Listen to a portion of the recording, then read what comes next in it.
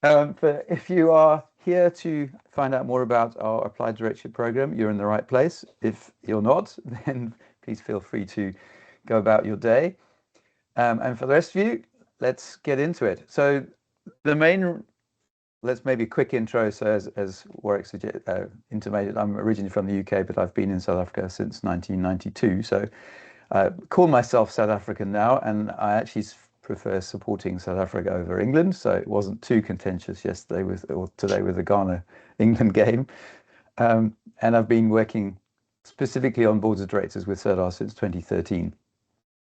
Warwick is our CEO. He's been with us a couple of years now, and lots of experience in the M&A space. So working with him has been really, really cool because our skill sets merge quite well and complement each other quite well.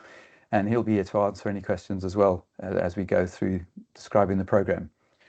And very briefly, if you haven't heard of Sirdar and the name Sirdar, we use it in the context of the lead Sherpa on a mountain expedition. So it's up to you as an entrepreneur, as a founder, as a business person to decide how big a mountain you want to climb. But what the Sirdar does is goes with you on the journey. So it's about making sure you've got the right equipment, the right training, the right people in your team. And that's what we're talking about today in terms of directorship. And then going along the journey with you. Not holding your hand, but coaching you, mentoring you, and pulling you out the way if we see a disaster coming, like an avalanche coming that you haven't possibly spotted. But it's along the journey to the summit, not doing some stuff at the base camp and then off you go on your own. And part of that journey is very much making sure that we have skilled directors in the boardroom who have a really clear understanding of what their role and responsibility is all about so they can add value in that space. And as Warwick mentioned earlier, we see and we've experienced over 16, 17 years now that a properly effective board makes a massive difference to an organization. Succession, value add, productivity, performance, profitability, asset value, all of those kind of things are influenced directly by how good or bad your board process is. Whether you have non-execs in the room or not, it's still a board if you have at least one director. So who's the program for? It's for anybody that is on the journey or has been on the journey for a while or wants to start the journey of being a director. So it's for experienced directors, it's for aspiring directors, and it's also very much for entrepreneurs who may not have a board or they've got 2, 3 executive directors, but somewhere down the line, there's going to be an opportunity or an imperative to bring an investor in or bring someone else with a different perspective to help them get through to the next phase of growth of the business. And for next generation directors, you may not be there yet, but the expectation either of yourself or your family is to move into that space with one of the family businesses, one of the businesses in the family portfolio, and hold that role. So it's really, really important you know what you're doing and how to do it before you go into that role so you can add value quickly. And people respect you for your skills and abilities rather than seeing you as being in that role because you're part of the family, because you've inherited the shareholders, whatever the other reason is that you're in the room. We want people in the room who are adding value and know the job and understand the job. And that's why we built this program and why we tried to make it as comprehensive as we possibly could. So even experienced directors are saying, wow, I wish I'd done this 10 years ago. There's so many things I wasn't aware of, so many things I've needed to unlearn. Times have changed since I first started this journey, etc., etc., etc. So we updated as much as we can over the years, but fundamentally the core has stayed the same. And what we've noticed, which has been fascinating to watch, is that governance around the world has moved closer and closer and closer to what we've been teaching for the last 16, 17 years. So we were on the right track and we're continuing to build on that knowledge and understanding and experience. But thankfully for us, the ISO 37000 standard is very closely aligned with what we've been teaching. King 345 has always been something we've been referring to, but now we have a global standard that we can link our training to. And that obviously makes it applicable anywhere on the continent, anywhere in the world, which answers the question of, oh, is this only for South Africans? It's not. It's for anyone who's practicing as a director anywhere. the same principles apply. So that's the idea. And I'll also anyone who's Tim, got you know, one from one of these that has a specific question. Yeah, if anybody's got a question, but what I wanted to say is that much of board work is normally getting co-opted onto a board or getting invited to join a board of a business that you're actually in, and then you end up learning from the people who sit at that level. And that's a great thing. You get mentored by some guys and girls that have got some good ideas, but you tend to also sometimes learn some of the wrong things. So you end up sitting at a board where you're doing the wrong thing, but then that becomes almost your grounding knowledge of board work is going, no, but it's okay. So it's useful to have an independent and a global standard of directing that will give you some guidance. Yeah, please be just check you're on mute. We've got one person off mute. I'll try and figure out who it is. Yeah, absolutely. It's really important that we unlearn the things the bad habits that we've learned from others. And I'd always liken it to learning to drive from your parents. It's your parents learned to drive a long time ago, and I would hate to try and teach my children now to drive. We've learned all kinds of bad habits. We don't look when we're supposed to. We don't follow the signs we're supposed to. So it's really, really important to know this is the current good or best practice, and we need to learn that, not necessarily learn from someone who's been doing it for 20 or 30 years before, because often they're not doing it the way it should actually be done legally or in the best way possible based on years and years of experience. So yes, it's important. Even if you are serving on a board, it's always good to do some training. And in fact, it's requested certainly in the Companies Act in South Africa to have ongoing training as a director so that you can say you know what you are doing. You have the skills to do the job of being a director. So you can't stop because things are changing all the time. We've got a question, and sort of how does the course prepare us to take on future appointments? Does it expose us to new appointments? You can cover that in terms of what the way that we do the course. So what we do is enable people to get real practical board experience by running 8 board sessions. So you actually sit and you get an opportunity to wear each hat as the CFO, as the CEO, as the chairperson, as a audit chairperson. So you get real practical, actual experience throughout the course. So that answers your question, Erica. That's how we prepare those future board appointments. And very specifically, there's a lot of support around how to chair. Because I think it's a given often that you know how to do it, and it really isn't that intuitive. Because often taking the chair role, you don't lead the conversation, you enable a conversation. So you prompt it and you direct it, but you don't try to make your point in that conversation. So a board chair does a lot of the pre-work and does a lot of the preamble, but doesn't ever really take hard positions. What a board chair normally does is just try to keep the flow. So if you would imagine conducting an orchestra, you could be the best cellist or the best a flautist, but actually when it gets time to standing on that box and conducting, you don't have your instrument. You just conduct the other instruments, and your value there is being able to hear and to be able to listen and to be able to accentuate the opinions and the arguments and the conversation that's busy happening in the boardroom. So, and that's a skill and a discipline in of itself, because often we all ate our personalities mostly when we get to the top of corporate. And so we want our opinion heard. We want our view on something heard. And I think that's why many CEO transitions to chairman fail, because you've got somebody who's so used to giving their opinion, now having to conduct and having to make space for robust conversation and for analytical evaluation during the meeting. So those are all things that we will touch on. And thank you, Erica, for that question. That's very, very relevant. Over to you, Tim. Yeah, and I actually was just responding to someone's email earlier before this call who asked a similar question. And the fundamental difference between, which is what we're trying to communicate and trying to take change in your mindset during the course of the program, is to understand that the board of directors is a team of equals. If you've come from a space where you've been a CEO of a large organization, a lot of the day-to-day is telling people what to do. In the boardroom, you can't tell anybody what to do.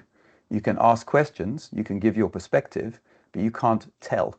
It's everybody's an equal with one vote each, and we want to reach consensus. If we have dominant voices, we don't make the best decisions. If we sit back and because so-and-so knows the most about something, then they take the floor and they drive the conversation. That's not what a board's about. We should be challenging each other all the time.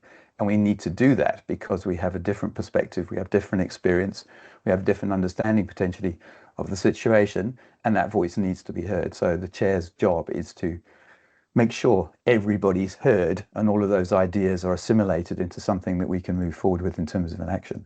So it's better equipped to make a meaningful strategic decision in the boardroom is really what we're trying to do. And the most common takeaway is I now fundamentally think differently about governance, or I am now asking fundamentally different questions when I'm in the boardroom. So we're looking at trying to build directors that are obsessed with creating some kind of meaningful economic impact through their role. And furthermore, that they need not afraid to have the tough conversation. So it's about confidence, about knowing what's expected of you, knowing what your duties are, knowing how to answer questions, knowing and understanding the importance of the financial reporting and be able to read the financial reporting, or putting together and assimilating strategy, or oversight of an organization, not just looking at what the history, foresight about what we're looking forward in the future. Those are the perspectives and the mindsets and the questions we need to be hearing in the boardroom. But we also need to be doing the mundane work. As Warwick mentioned earlier, the chair needs to be the best prepared person in the room. Otherwise, how can they lead the conversation with confidence? Every non-exec director definitely needs to be very well prepared because they haven't been part of the operations. They don't have an innate sense of what's going on in the organization. They need to read and digest and process everything before the meeting so that they can move into the room with some questions, with some perspectives, not just, as often happens, we sit in the boardroom, someone presents something, and that's the first time we've seen it. We need to be walking in assuming papers are read, any questions, anything you've picked up in terms of risk and opportunities that we need to discuss that's not already on the agenda. That's the shift. That's the fundamental change in the way we approach a board meeting. And it's that ability and confidence and comfort that I know this is a really important question. I need to prompt this tough conversation because it's not going to happen otherwise. It's a key part of being in the room, being a non-exec director. And then from a board process, because you're doing 8 simulated board meetings, we're trying to get you used to that rhythm, following an agenda in a particular way, making sure you understand that there's always moving towards a decision-making process. If we're having board meetings where we're not making decisions, then we're not using that time effectively. And the process of making decisions naturally follows a particular sequence, and if you do it properly, you get a better result, etc., etc. So we, long form program, this 11-month program is over a long form because we need you to give the opportunity to go through that process enough times to embed that new habit in so that you can take it into the rest of the world and implement it in your businesses. And if we get it right, it increases value, improves returns. The whole organization works better because they're looking up and seeing that this team called the board is running the business effectively. They're having regular meetings. They're coming out with decisions and they're communicating those decisions. And they're taking our input as management team. We feel like we're involved. We've got a voice. And then they're hearing the information we've given them and they're processing it and they're coming with another decision the next time. There's far more confidence that we have the right leadership in the organization if you're following this rhythm and doing the things that you need to be doing. And mostly holding the company accountable to a performance standard higher than it has ever had before.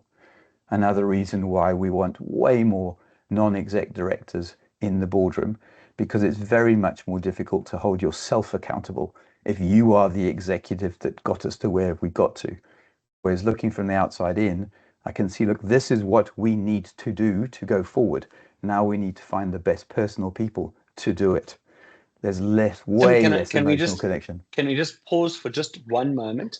I think that we've just got a question here around connectivity. So can everybody see the presentation and hear Tim and hear me? If I we could can just hear sort you of, clearly. if we could just Absolutely, have clearly. a thumbs up, is that cool? Okay, thanks, guys. Don, I think that if you just maybe have a look, sometimes these things can come in and out. And then Tim, the other one was just a question around the investment of time. Tim will cover that, Erica, during the process. But I've kind of cut it down into around 14 hours. So, and I say 14 hours because that takes into account the 4 hours. So it's the 4 hours of the actual course-based stuff, and then I would recommend doing an extra 2 hours per week of reading as well. So that kind of like, between probably 14 hours a month. If you want to kind of get the full benefit of that. We've also give you access to a platform called Basecamp, which has got all the course material on it, and it's very easy to use. You can use it on your mobile, you can use it on your laptop, and really that's kind of like, as everybody is now used to remote learning, you click through, you go through little quizzes, you go through the course content, and it will keep your space to where you've been reading to. So it's a very easy to use a process. And then we do the board evaluation game, as I think I'll let Tim sort of extrapolate on. He probably is better at explaining than I am. Don't put yourself down, Warwick. So just to give you a high-level overview of what the methodology is that we've been using. So the first module starts with explaining the fundamentals, and where we find that a lot of entrepreneurs and even people who've been in business for a long time get quite confused is the fundamental difference between the roles and responsibilities of what we call the three hats of shareholder, director, and manager. So you can become a shareholder multiple ways. You can inherit the shares, buy the shares, be given the shares, earn the shares out as part of your tenure in the organization.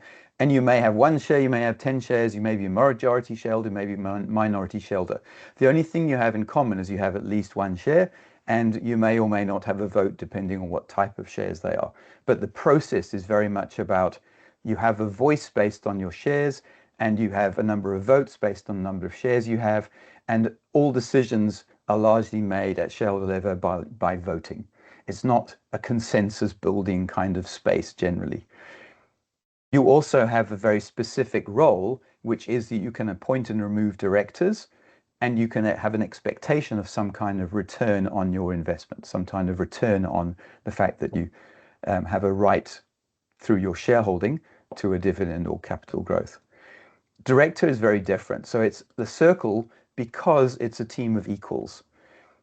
There is voting, yes, but it's one vote each. And ideally, we don't want to be voting at all.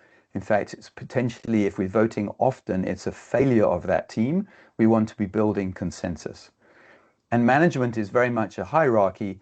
We've tried over millennia to try and change it, but armies, political organizations, all kinds of organizations typically end up with one leader and then various people below them. It's often difficult for a human to manage more than 3 to 5 people below them. So lo and behold, we end up with pyramids in organizational structures. But the CEO MD, and I prefer the title MD because it's more explanatory of the position, you're in management and you're a director, where CEO tends to get caught up in this whole sort of putting people on a pedestal as a leader because of the American model. And chief executive officer sounds very grand, but actually that person is still doing the same job. They're just 2 different titles for the same thing. They're managing and they're directing. It's a unique position.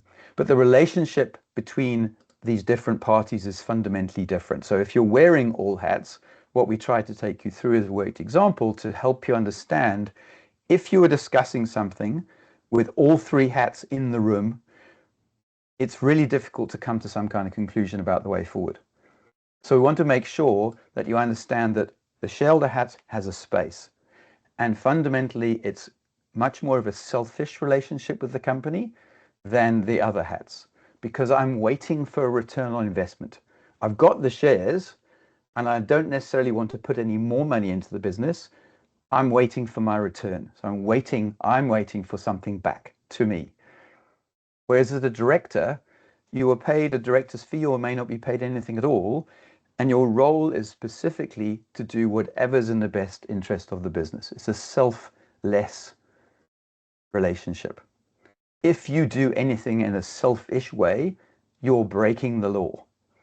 If you put yourself first in that context, you're breaking the law. So it's fundamentally the opposite kind of relationship. So wearing these two hats can be quite difficult.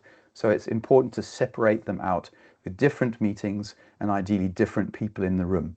So that's where a non-exec director, and particularly independent non-exec directors, make such a difference, because they force the conversation to be about what we need to talk about in the boardroom, and the shareholder hat has less influence. And the same for the management hat as well. The proportionally less management we have in the room, the less likely we are to drop the conversation to an operational discussion, the more likely we're to hold it at that strategic level. And a management relationship with an organization is complicated by the fact you've got different interests. You've got a contract that defines your role, and then you've got salaries and remuneration and bonuses, etc., which will definitely define whether you're feeling selfless or selfish. If you're not feeling rewarded at all, then selfish starts to kick in really quickly. So wearing all three hats is complicated, and that's why it's so important to understand that when we're in the boardroom, we are wearing a director hat, and our relationship is selfless. All other hats stay outside the door. So that's why it's so critical to have enough examples of a board meeting for you to feel that difference, and feel how, if you're all on the same page, all from an oversight and strategic perspective, that we can move forward and make the right decisions. We're not being dragged in different directions by the influence of those other different hats. So that's we pause for a minute, Tim, and just ask if there are any questions from anybody. Unmute, happy to answer any questions. Are the different roles clear in everybody's mind? I think this is such a critical thing to understand going into this work. It's just that you as a shareholder, and often we'll see this, you as a shareholder don't get to step over the board or directly to the CEO and say, look, you work for me, I own you, you will give me X, Y, Z report or financials, etc. Is that all sort of perfectly clear? I know that it's one of the, particularly when it's a tightly held or close or family-owned business, it can be very contentious. And also, when you have multiple family members working inside of the business, and one's a CFO and one's non-executive and one, is working in sales, is that it can get very, very confused very quickly. Other questions? How's the remuneration work for board members, both for PTY and NPC appointments? So it's a director fee is typically the way we look at it. We encourage people to pay a monthly director fee because you don't stop being a director between meetings. You're still legally liable in between. We have worked with NPCs. In fact, I've been on the board of an NPC where they paid me a director's fee, less than it probably would have been in a more commercial venture. But it's important particularly for non-exec directors, to get something, paid you expenses to get there, pay you some travel allowance, something to feel like you're not being taken for a ride. And it also generally encourages more commitment if you know that there's some kind of reward for your time and effort. But a director's fee is usually linked to size, complexity, type of industry, etc., etc. And there are various rates that start to apply in different contexts. And that's what our appoint division do, is try to keep track of what the director fees are in different contexts. I know Warwick shared the ABSA and the Old Mutual directors fees rates for listed companies, and they are substantial. So you could definitely survive off a chairman wage from either ABSA or Old Mutual. For private companies, certainly significantly less. And in South Africa, usually we're working on somewhere between maybe 7 and 15 a month for a director's fee for a medium-sized private organization. That seems to be where it's landing at the moment, to give you some kind of idea. But I've been on boards where I've had 40 or 50,000 a month. If you're on a listed board, you're probably earning hundreds of thousands a month. So it does vary very much depending on size, complexity, and and industry. The reason I put this up is because it's something I've been thinking about quite a lot recently, and it's very relevant to this course, is starting to understand that the company is not just a box. A company in and of itself, when you register a company, is invisible. It's, excuse me, it's invisible. It has no life. You need people to make it move and to act and whatever. And it's immortal. So if a business is not surviving, it's because it's been starved or actively killed. So it's important to understand when we're making decisions at board level and when we are acting as directors, are we making sure that this company is healthy? Are we caring for it as a father would for a child? Are we making sure that it has the opportunities, has the resources, has the room to move and expand? That's the kind of perception we need to have. Otherwise, we tend to end up building either businesses that are more like a robot, and we're seeing that in the AI space, where everything inside is as automated as possible and people has come secondary. And then the people in the organization start to act like robots because they're just following processes. And worst case scenario is we're really running this extractive business where we're taking all of the resources out wherever we possibly can. And effectively that business is acting like a slave. It's not being made to be healthy and consistent. We're starving it by taking everything away so that we can pay in dividends or we can use the money somewhere else. So it's really key to understand, what are we actually building? And are we building what we thought we were building? And are we building something that could be ultimately immortal? Because a company legally is. It's just us humans that mess it up and stop it living forever. The other thing that we refer to quite often is the ISO 37000 standard. As you'll see, this is a circle, and I'll show you what our governance compass looks like. However, this one works from the inside out, starting with purpose and vision, and then moves out.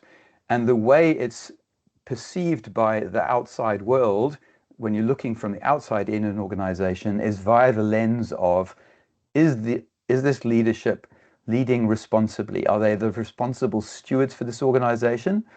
Are they generating effective performance? And are they behaving ethically? So all of those components are built into our model, but they're not necessarily in the same space because our model is using a different modality. So this is the one that's globally applicable. And as I said, it starts with the core, what is the purpose and values of the organization, and then moves out through the layers until what the outside world sees and how the outside world measures that organization. That's the way it's designed that way, because it helps with reporting standards and all the rest of it, to see how we build up to measure effective performance, how we build up the reporting to measure and demonstrate ethical behavior, etc. So we've got two other pieces. So this is the governance compass circle. We're using it in terms of flow, and we're using it in the course to take you through these different modules one after the other as a natural flow and order around building the momentum for the organization. So there's purpose again, but we're looking at it as due north. If you know where you're going, if you know what the purpose is of this organization, now we know just like our compass pointer, we can work out where east, south, and west are because we know where we're going. And what is knowing where we're going? It's strategy and direction. So the first board meeting you have in module 3 is strategy and direction. Then we need to understand, is the culture building on that strategy, or is it stopping the strategy moving forward? There's the typical, the long-standing phrase of culture eats strategy for breakfast. It's more that if you don't have a culture that's in alignment with the strategy is going nowhere. So you need to ensure that you understand what the current culture is in an organization, and if it needs to move, what it needs to move towards, so you can get that change process going to move towards the more desirable culture. Now we know where we're going, we've got the culture of the organization established. Now we can make sure that we are leading effectively. And if we're leading effectively, we generate performance. And that's where policies and those kind of things help us measure the performance, where our KPIs help us measure the performance. Now we're starting to build some momentum. We've got stakeholder engagement. who are the other parties that can impact our business or that we impact. We need to understand their context because it may change our decision. We need to understand what the expectations are of shareholders. So we talk a lot about the difference between reinvestment and dividends and how a stakeholder statement of intent works, etc. Now you've got risk management. So these three work together and are constantly interacting with each other and will often change your decision-making process and maybe change your strategy on an ongoing basis. From a board, it's really key to continue to monitor these. And then you've got the money, financial results, and also conformance. Are we following the rules we should be following? And again, each of these is a whole month's notes, whole month's videos, whole month's reading, and whole month's case study in the simulated boardroom. And then you end module 10 with a board evaluation process where you get a chance to evaluate your team, the team that you've been playing with in the virtual game. And then we close out with module 11, which is a wrap up. We'd go through all of the different modules again at a very high level, just to remind everybody what we've done throughout the course. And then the third part is this contribution compass, which is our profiling tool we developed a few years ago to try and help understand what the energy in the room is and how individuals are going to think and act in the room, so that when we're building a board team, we build a team with a blend of energies. Because what that means is we will be looking out in different directions naturally. We will naturally get energized by particular types of conversation. And if we've got a broad context, then we will go through that whole governance compass with purpose and we'll make decisions and we'll drive things forward. But if we've got everybody grouped around a particular profile, we tend to get stuck in that way of thinking. And we don't take the time to look at the things on the other side of the circle. So this fits on top of the governance compass, and we use this extensively in the program and as when we're working with clients. So that's the methodology. Breaking down those three hats, understanding the roles, responsibilities, understanding how those three hats engage with each other, they report to each other, etc. Then looking at all of the areas of strategy in the governance compass, and then constantly being reminded each month by what profiles we have sitting around the boardroom table and how do each profile engage with the topics, because it does change. Catalysts will be far more excited about the strategy. Custodians will be far more excited about thinking about stakeholder engagement and processes and procedures and all of those kind of things. It's the natural energy. So when we're building the boardrooms, we take the cohort, we break it up into 2 or 3 groups, we put you together as a board and team, and each team has a broad cross-section of profiles as we can make it based on who we have in the cohort. So that's the methodology piece. And then the structure of the program, as I mentioned before, start with 2 foundational modules. First one is around the 3 hats. Second one is building the team, and then actually building your team, so you know who you're going to be working with for the rest of the program. And then digging into the 8 areas of the governance compass, and then completing module 11 with an overview of what you've done so far. Any questions on fun fact? All this continuous operating is Congo Gumi, 578 CE, 1,400 years. Pretty good. People still need Buddhist temples, so keep doing it. The oldest restaurant in the world, according to my French friend who insists it, is an old winery that's still family owned, and that's 1,000 years old, and that's Chateau de Gournay in France, in the Loire. So there you go. To Tim's point about longevity, you know, there's one of the things that always prompts people to have a board is when there's an actual event, right? So when they want to sell their business, when they want to leave their business to their kids, or when something happens in their business, right? So those 3 big things, and at that point they go, well, what do we need? And in order to have that business survive, the next logical step is to create that directing of the business that isn't an alter ego of the founder. And so those are the things that we often find are poignant. That's the one thing. On the other hand, and I mean, Erica, you've been very good at asking questions, is that people have got really great specialist skills, but also good skills in governance. And by that, I mean what I said right in the beginning: critical thinking, the ability to take complex thinking or complex systems and simplify them. And then there's an opportunity to serve on boards and to add a huge amount of value to the company, strategic, but not necessarily from an operational perspective. And so part of our next phase post course is that you join the Sirdar Directors Network. We show you how to construct a CV specifically for board roles, not for a business or for an executive role. So we create an almost a board ready CV, and then try to match you with opportunities out there to be able to serve on boards and get that practical experience. One of the questions that you asked, Eric, was around NPCs and NPOs, is that it's a wonderful opportunity to just get, to start getting some practical experience. Serve on your body corporate at your complex, or in your your housing estate, or serve in your road closure if you live in Johannesburg. Tongue in cheek, I say this. Or serve on your school, or your kids' school board, or every opportunity to sit in a corporate body is an opportunity to learn and to put into practice the skills that you're going to learn on this program. Yeah, it is a really good way of knowing and learning to understand how not to do things. So my first experience as chair particularly was, school boards. Yeah, I was dragged into being the chair of the body corporate of a block of flats where I'd bought a flat, and a friend of mine had been chair before, and he'd sold his flats. He said, "Oh, don't you want to take over? Don't you want to take over?" Yeah, okay, I'll take over. Whoa, what an experience!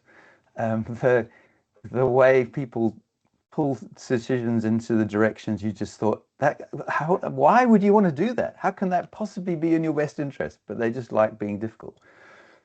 But it's also, and I alluded to the fact that chairing is a skill in of itself, and certainly not one that we learn going through, tertiary education or even executive education at a tertiary institution. Is that the ability and the EQ to be able to guide a conversation and allow, and it's not, and often what happens is that people believe that, oh, I'm a chair, therefore I have to let everybody speak. You absolutely don't have to let everybody speak if what they're going to do is repeat or take the conversation in the wrong direction. And you really need to affirm hands. You need to say, that's an operational issue. That's not a strategic issue. Let's park that. Let's, put that into the later matters. And if somebody gets very obstreperous, to say, look, let's take a 5-minute break to gather ourselves, but let's come back and let's focus on the agenda, and let's stick to the timing, and let's stick to this respect for one another. And the other big issue is that people do not read board packs. And so when somebody walks in and asks a question that you as the chair know has already been answered in the board pack, you need to be brave enough to say to that person, even if they're a respected member of the business or of the business community, I'm sorry, we're not going to go backward. We're going to take this board pack as read. And therefore, we need to be able to move forward.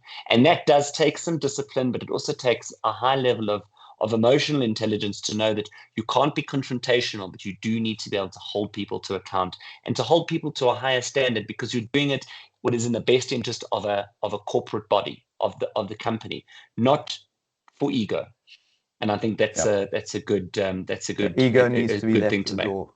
That's a major part of the team of equals, that you've got to leave the ego at the door. And we've had plenty of questions about what goes wrong. Shareholders dominate the conversation. Unfortunately, VCs bring in lots of observers, which means it's very difficult to hold a proper confidential space. And I think schools are very much to blame, because we're not taught to ask questions, and it's not okay to fail or to make a mistake. Whereas in the boardroom, we need to be asking questions all of the time, and we need to be owning up to mistakes immediately so that we can alter course and fix it and move forward. Absolutely. So if we don't have that safe space for the CEO to be able to be vulnerable, yes, be held accountable, but also to ask questions and be vulnerable, then we're missing a major part of the value of that setting, that team, that group. We're not So just there to Eric, sit in the room and then criticize. That's the worst thing that can happen in a boardroom. yeah, I think also just you make comments about one of the nice things to learn, and you learn it in module one, is that a business very much like in any country there is the overriding law. So normally in a country you have a constitution, or you have even if it's a constitutional monarchy, but you do have a set of governance standards. And then what you're able to do to police behavior is you're able to refer to them. So one of the things to get out of the way really quickly in a new venture is to say, right, do we have a memorandum of understanding? Do we have a constitution? Do we have a shareholders agreement? Do we have these things? And they may seem like bureaucracy, but good fences make good neighbors. And so as soon as you have something to refer to, when somebody says, oh, but I've paid and that person hasn't paid, therefore they should be excluded. Well, okay, hold on. What does the bylaw say? You're completely correct. Sorry, you can't vote because you don't contribute. Right. Next matter. So that's on one hand. On the other one, there's a Yeah, there was a question from Erica about operation. dates, which I think is worth answering. About the dates. Yeah, And yeah, absolutely. probably don't operate in your local housing association. I stood in as chair for one meeting because they had a really contentious issue they needed to discuss, and it was really nice and easy for someone who's completely independent to say, when someone stood up ready for a fight, and I said, look, sorry, is that a statement or have you got a question? And who's the question for? And the rest of the committee were waiting for me to direct the question to whoever I needed to direct for, but they were ready to have a fight with the person who should have been the chair. And why would I need to fight with you? I'm not part of this problem. So anyway, it's fun and games. So I wouldn't recommend it on a long-term basis, no. But it's a great way of learning. So from dates perspective, these are the dates of when the modules will be happening for the next cohort. If you know that you cannot make one or two of these dates, it's not the end of the world. The first two sessions, we can easily do a catch-up session for those who, because it's short notice or you haven't had a chance to plan, you can't make it for the first one or maybe the second one. We'll typically run, if there's one or two people who can't make it, we'll run a catch-up session. Now, it's obviously not going to be as comprehensive as the full 4-hour session that you do in the group, but you'll have access to the video so you can watch it. And then I'll typically take people through the core fundamental things that were discussed. The rest of the module is more difficult because now you're in your cohort, in your team, having a board meeting. So for those meetings, it's very much, what would you do if this was a real life board meeting in a real life company? You prepare for the meeting. You pass on to the chair who is designated for that particular meeting. This is my thoughts. This is what I think we should do in terms of the decision-making process. So they have your perspective. And then you find out immediately after, how did it go? What happened? What was the decision? Watch the recording if you can. You treat it as if this was a real board meeting. The complexity is, it's difficult for us. In fact, we can't give you the certificate of completion or certificate of attendance if you've missed more than 2 modules. We just can't, because you didn't attend enough of the 11 modules to qualify. But if you can catch up, watch the videos, do the work, we can potentially give you the certificate of competence, because I can ask to go through the questions, go through the modules, get an understanding, and we'll see from the platform, yes, you've watched the videos, yes, you've done the exercises. Okay, we're happy to give you the certificate of competence. But I wouldn't advise, if you know you're going to miss 2 or more modules, then rather move to another cohort. We're still deciding whether it's going to be in, whether we say October or November for the next one. Warwick, I can't remember. Yeah. But as soon as we've got those dates, we'll publish them and we'll send them out to you, because we've got your details from the registration. But that's the idea. This is a team sport. We want to make sure that everyone's on the field for every game as far as possible. But if you can't play, then give everybody the opportunity to not feel like they've missed out on you being there, because you've given them your perspective. You've given them your thoughts on what's on the agenda for the meeting. Hope that answers your question, Eric. Any other questions? Fantastic. Thanks, Tim. So yeah, CBD points, 64 CBD points. Someone got a bit confused. Unfortunately, you don't get 64 CBD points for attending today. You only get 64 CBD points for attending the entire program. But it is a good whack of points and will help you if the industry you're part of requires them. From an investment perspective, we've got various specials at the moment. We're doing the early bird special, I think, yeah, early bird special for applications received before the end of this month and deposit paid before the end of next month. It's a 10% reduction special. I never know quite what the right word is. And there's also potentially local specials. So please email me, get in touch. And I can, excuse me, let you know. Let you know from your region. Oh, there's nothing worse than you just take a sip of water the wrong way. And there's just a couple of testimonials. We've had lots of, as I said to you before, we've had lots of multiples of millions of rands and dollars exits in the Sirdar process. So we really back ourselves, and we've spoken to lots of really interesting business leaders throughout the continent. We keep our finger on the pulse of whatever's going on. So are good resources as well. If you just want to pop a note or question or say,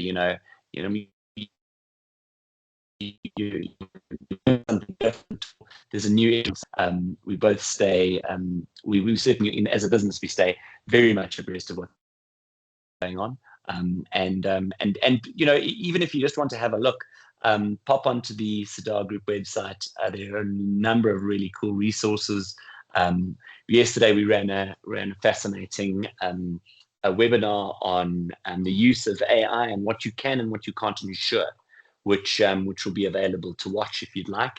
And we got Arlene Stale from Direwolf to do that together with me, and we just were looking at, as a director, what can you actually insure yourself against if you're using AI. So that's just a bit of a flavor of what we get up to in terms of the director network afterward, in terms of best practice, etc. Good. Have we got any other questions? Unmute or pop them in the chat.